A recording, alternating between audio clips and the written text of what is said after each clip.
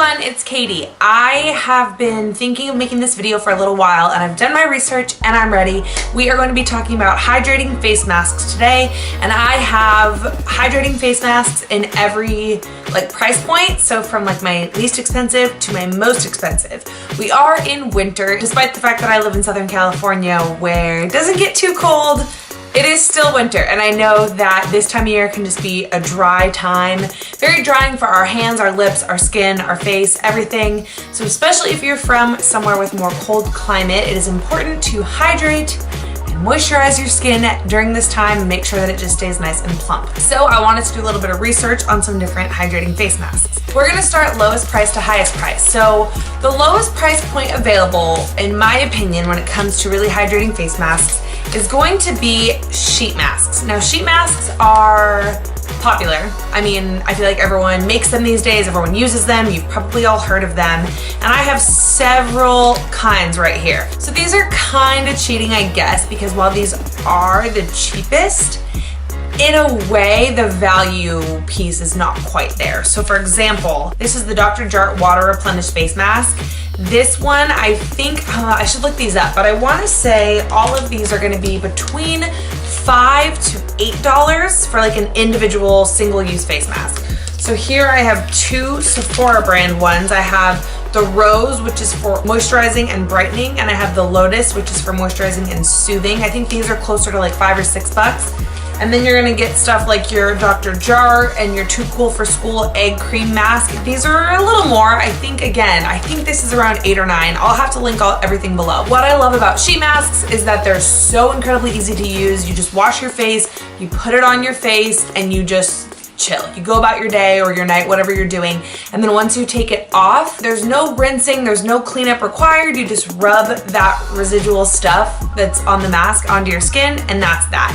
Now, these I think are great if you are maybe going somewhere the next day and you want your skin to look plump and hydrated, you want your makeup to apply really well, you've been feeling super dry and you just need to do one of these for the night. I think these are a perfect option. They're single use, so they're not super awesome in terms of value. You're not, gonna be able to use them time and time again. They're literally single use, but there's a whole bunch of them. I also have this one, BioRepublic Aloe Rescue, and you can find all different ones targeted to hydration. There's also sheet masks targeted to different things, but all the ones that I have here are for hydration. I've been testing them out and they're great for an overnight hydrating.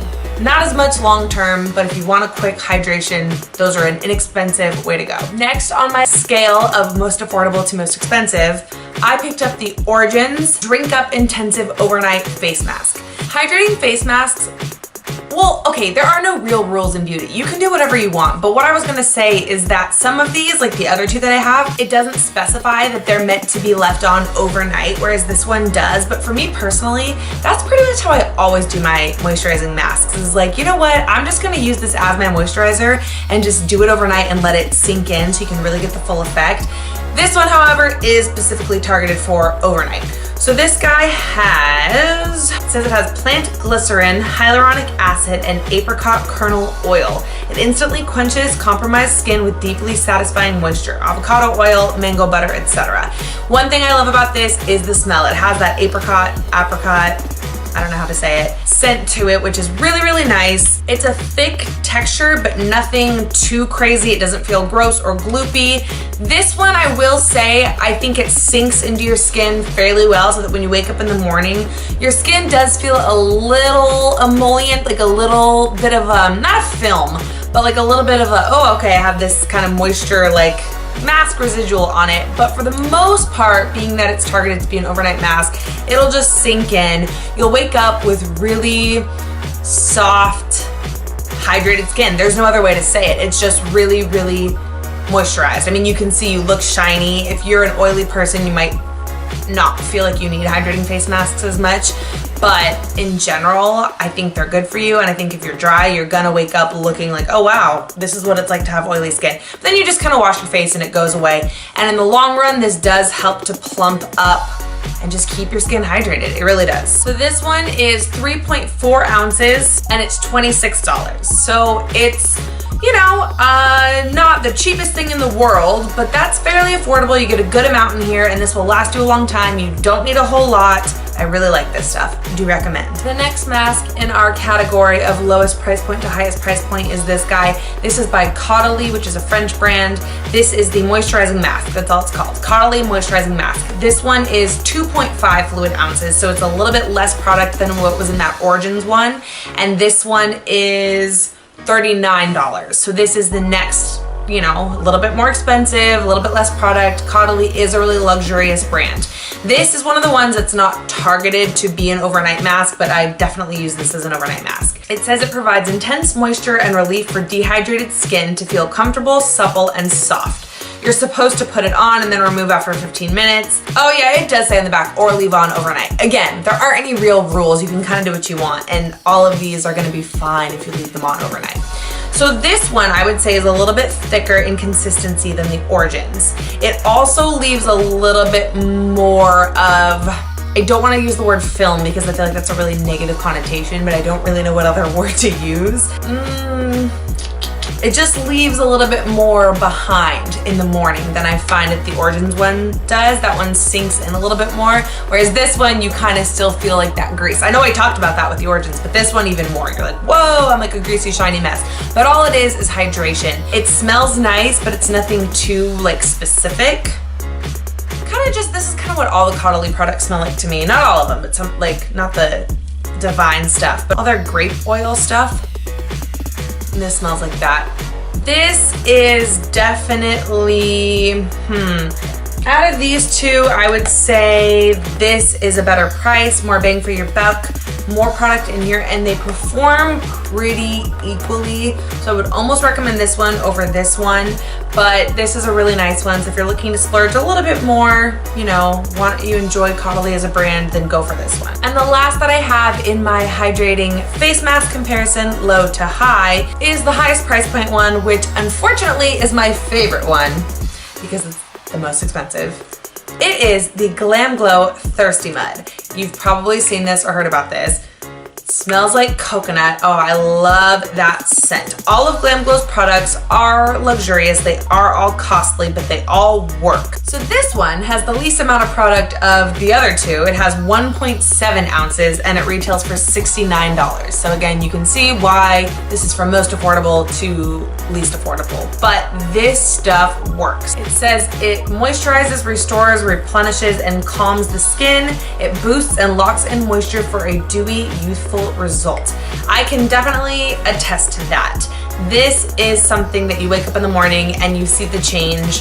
Your skin feels softer, more hydrated, almost fuller, like a little bit more plump.